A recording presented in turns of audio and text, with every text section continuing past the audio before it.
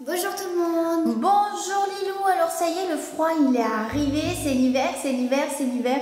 Et qu'est-ce que tu as là? De la grosse laine. De la laine avec une taille XXL. Et qu'est-ce que tu vas réaliser avec? Une écharpe. Une écharpe. Mais elles sont où les aiguilles? Elles sont là. Tu vas tricoter avec les Mains. Avec les mains. Alors on est curieux de voir ça. Comment tu vas t'y prendre, Lilou? Donc c'est un tuto pour réaliser son écharpe en tricotant avec les bras, avec une maille X, avec une laine XXL. Mais tu es bien embêté. Pourquoi? Parce que tu cherches le bout. Le bout. Le voici, le voilà.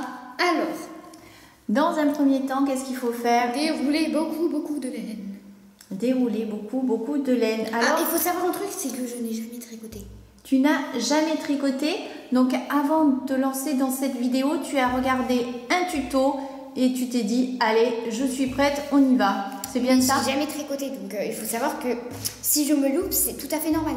Soyez indulgents, si elle se loupe, c'est tout à fait normal. Alors j'adore cette laine parce que c'est vraiment, elle est très douce. Et Madame Moustache, et elle est très grosse. Bon, alors, c'est parti. On prend on prend un bout de fil, on fait une boucle. Oui, c'est un nœud coulant. Voilà, d'abord. on fait un nœud coulissant. Voilà. Un nœud coulant. Voilà. Et donc, j'ai oublié de vous expliquer comment on faisait. On prend la boucle, on tourne, comme ça, et on prend le bout du fil qu'on vient passer à l'intérieur, et on n'a plus qu'à serrer. Voilà. Donc on peut le desserrer, le resserrer. C'est l'avantage du nœud coulant. Ensuite, on le met autour de son poignet. On le resserre un petit peu, mais pas trop. Là, il faut qu'on puisse passer à peu près nos deux mains. Pas complètement, enfin que ça. Voilà, on le resserre. Alors là, on va se concentrer sur les mains de Lilou et c'est terminé. On va plus voir ton joli visage. On prend le long bout de fil qui est relié à la fin de la pelote là-bas. On le prend et on le fait passer à l'intérieur du trou. Oui. On le tourne parce qu'il y a une boucle et on le passe sur le bras. Et on obtient donc la deuxième maille. Et on fait ça, hop, on repasse, on tourne et on remet sur le poignet. Oui, donc on a 3 mailles. Et tu vas en faire combien là des mailles? Moi je vais en faire 6. 6 pour que l'écharpe, parce qu'en fait, suivant par exemple si toutes les mailles font ça, la largeur ça fera ça en fait. Ça sera l'équivalent du nombre de mailles que tu as fait. Si on veut une grosse écharpe, on fait plus de mailles que si on en veut une petite.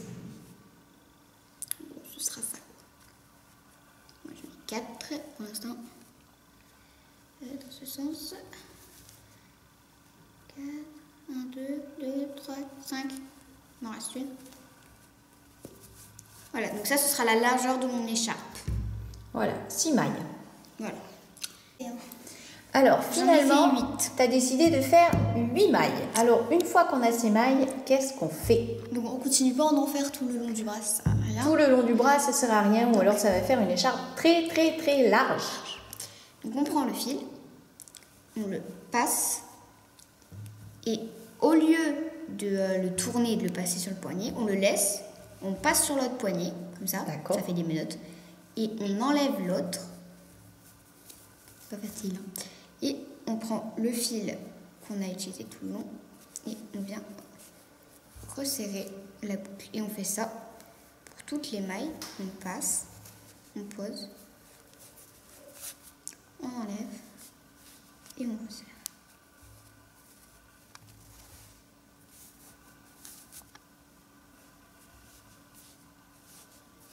Alors, si comme ça vous trouvez que ça ressemble à rien, c'est tout à fait normal. Au début, ça ressemble à rien. C'est ça? Voilà, au début, ça ressemble à rien du tout. Hein.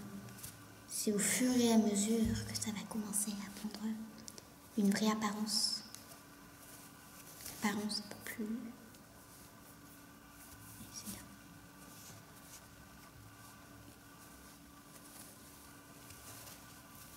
T'imagines qu'elle est presque plus large que tes doigts, cette laine.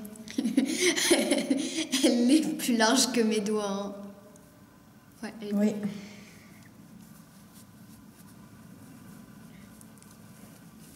Alors ces pelotes de laine là, on en trouve un petit peu partout aujourd'hui parce que c'est très tendance. On en trouve chez Cultura, on en trouve chez Amazon, on les a pris chez Amazon, on en trouve chez Filda, on en trouve partout et c'est voilà. de la laine à 100%.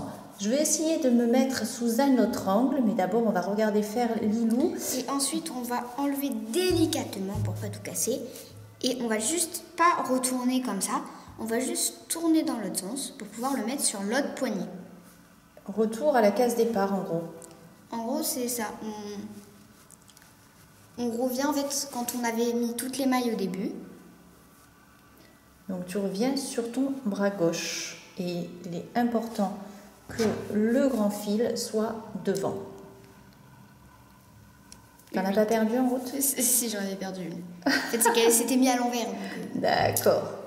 Alors là, je vais changer d'angle pour qu'on voit comment Lilou tricote. Voilà. Donc je refais pareil. Je prends, je passe, j'enlève. Et tu serres. Voilà. C'est un peu le rituel en fait.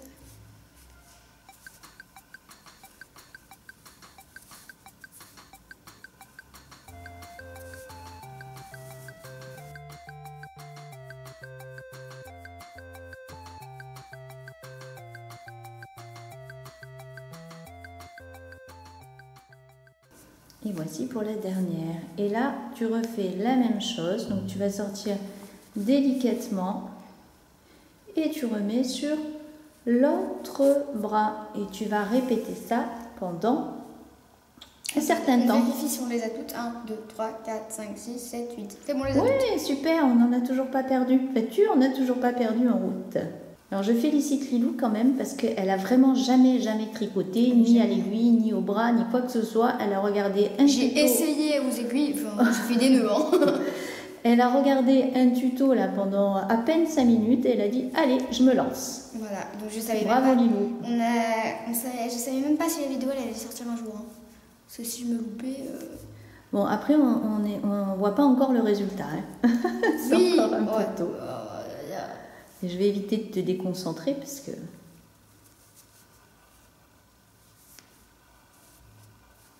Voilà, déjà ça ressemble à ça. Ça prend déjà forme, c'est vrai.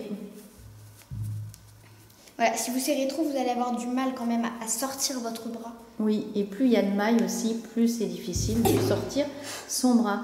Alors on a vu aussi qu'avec cette laine-là, on pouvait faire des plaids, des couvertures, mais par contre il faut le poser à plat 3, 4, 5, sur 6, la 7, table. 8. C'est bon, je les ai toutes. Donc il faut le poser à plat sur la table, sur une table ou sur le sol, peu importe, parce que sur le bras, ça ferait beaucoup trop Ça me prendrait de tout mailles. mon bras, même plus. Oui, même Il faudrait plus. mes deux bras alignés. Alors on voit que ça avance, on va laisser Lilou continuer et on se retrouve dans, je sais pas combien de temps il faut, dans un petit rapide. instant pour voir la fin. Vous voyez, on reconnaît bien le point mousse avec la ligne là, là et là, comme dans les pulls qu'on tricote, les premiers pulls, enfin ou les premières écharpes qu'on tricote. On te retrouve tout à l'heure quand tu auras un peu plus avancé?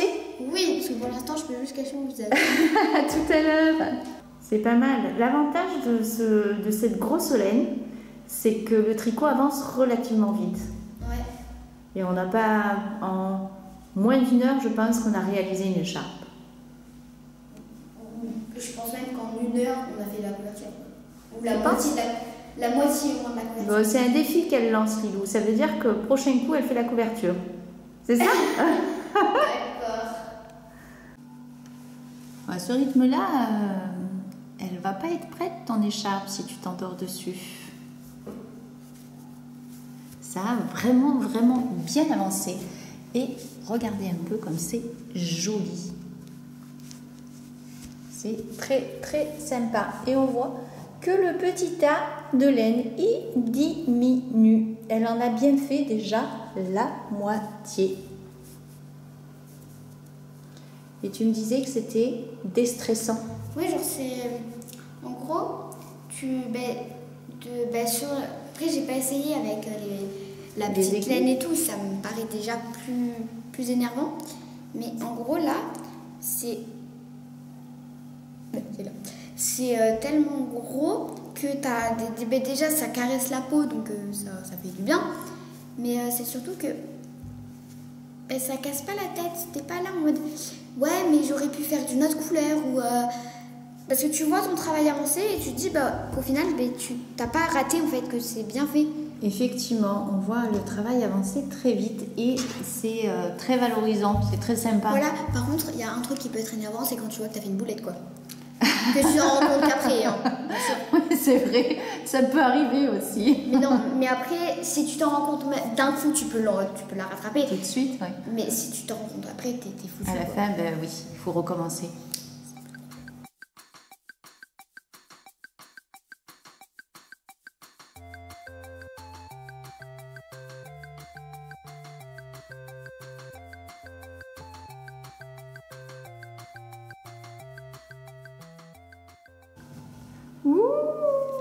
Bon, je l'ai fait large, hein, parce que... Elle a bien avancé. Je crois qu'il y en a une qui va avoir chaud. Et il reste très peu de fil. On passe à l'étape finale. On passe à l'étape finale. C'est la fin. C'est là où tu vas venir fermer ton écharpe. Donc c'est une étape importante. Donc on se concentre sur tes mains. On prend le fil, on vient le passer comme ça.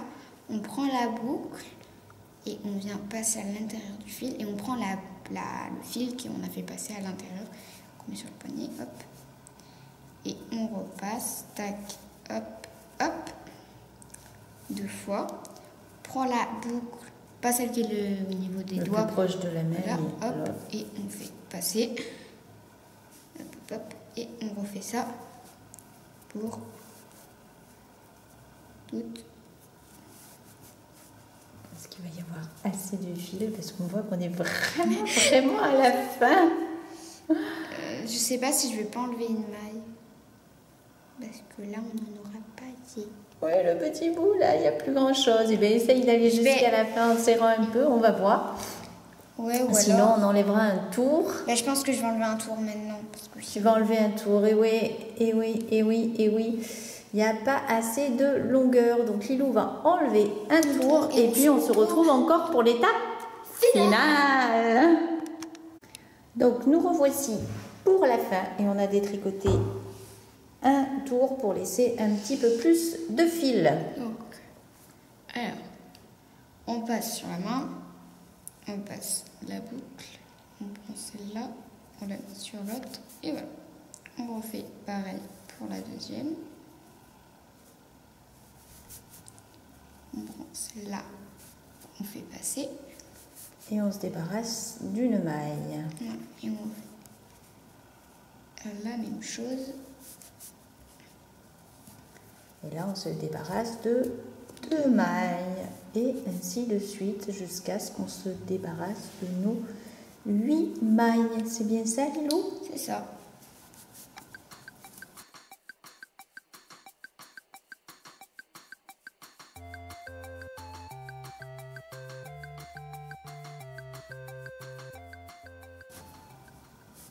Voilà, et à la fin...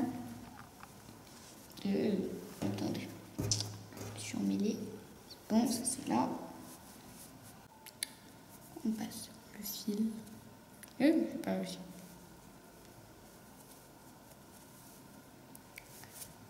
Hop. On fait un nœud. Et voilà. Regardez un petit peu. Et maintenant, on vient détendre un peu là-haut parce que c'est beaucoup serré. Un petit peu tendu. Et là, tu détends un petit peu tout ça. Regardez comme c'est joli. Tout tricoté. Hop, et on va venir couper les petits bouts. Et après, ou alors on peut les garder, hein, si on veut les garder. Faire des franges. Alors, montre-nous un peu sur toi ce que ça donne. Et voilà Lilou avec l'écharpe qu'elle a tricotée, elle. Et c'est comment? C'est bien. C'est bien. Et Par contre, elle est trop épaisse. Elle est trop large, tu disais. Toi, tu as fait 8 tours. Mais 6 ça aurait suffi. Mais et en plus, on aurait eu plus de longueur. Voilà, plus de longueur avec 6. Mais ça, pour Zoélie, c'est bien. Hein. Pour Zoélie, c'est bien. Oui, parce que en fait, pour Zoélie, on peut faire un tour de cou si on rejoint les deux. Ça fait un peu large. Mais c'était un super tuto. Merci Lilou. Et puis, on se retrouve très bientôt. On vous dit au revoir. Ciao. Donc, si vous voulez qu'on fasse un qui de nous trois, posez-nous des questions en commentaire pour qu'on puisse vous y répondre. Voilà, en gros, prochaine vidéo, on a envie de faire un qui de nous trois avec Léopold, Zoélie et Lilou. Donc en commentaire, merci de poser vos questions. Si vous voulez qu'on le fasse, hein, parce que sinon... Voilà, s'il n'y a pas de questions, on ne le fera pas. S'il y en a, on le fera avec grand plaisir. Ciao. Au revoir.